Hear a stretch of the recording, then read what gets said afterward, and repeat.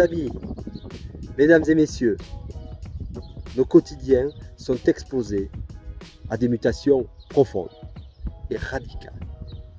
Sous l'effet de mouvements de fond, comme le péril climatique, les grandes migrations, l'effondrement de notre modèle démocratique, ou encore les avancées technologiques, intelligence artificielle, big data, IoT, cloud et tant d'autres encore.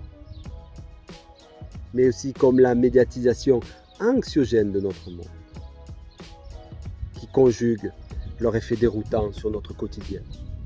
Sur invitation de Sophie Borderie, présidente du Lot-et-Garonne, présidente de Nouvelle Confluence, nous vous donnons rendez-vous le dimanche 27 août à 9h30 au passage d'Agen pour les ateliers Nouvelle Confluence. Je serai présent à l'atelier Intelligence artificielle vers la dictature des machines, un atelier de débat, d'échange et d'idées. Outre la crainte des excès de cette technologie grandissante, il y a très certainement et probablement des bienfaits de l'intelligence artificielle qui restent à explorer, à créer. L'intelligence artificielle peut accroître la puissance d'agir et accéder au bien commun et au savoir, quelle que soit notre condition sociale ou physiologique. Je pense ici particulièrement aux personnes en situation de handicap. Nous sommes, je pense, nombreux à être issus d'une éducation qui est normative. Il faut être au bon âge, il faut être dans la bonne classe, il faut avoir la juste moyenne, il faut être en bonne santé. Faute de quoi, on se dit, ai-je ma place?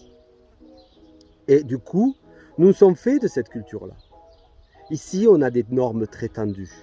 La question des personnes qui vivent une situation de handicap, c'est compte tenu de ce paysage-là, très normé, normatif, normosé parfois, ai-je ma place? La question que je soulève, c'est la société inclusive et celle qui s'élève contre l'emprise excessive des normes, qui prescrivent, certes, qui proscrivent, évidemment, et qui finit par emboliser l'expression singulière de chaque silhouette humaine. Alors, il y a peut-être une opportunité à explorer de l'intelligence artificielle, qui est certes une source de stress, mais qui pourrait être une opportunité pour des millions de personnes d'accéder au bien commun, de rendre la société plus inclusive. Alors rendez-vous le 27 août, 9h30 au passage d'Agen pour en débattre ensemble et co-construire la société et son idéal d'inclusivité. Au 27 août.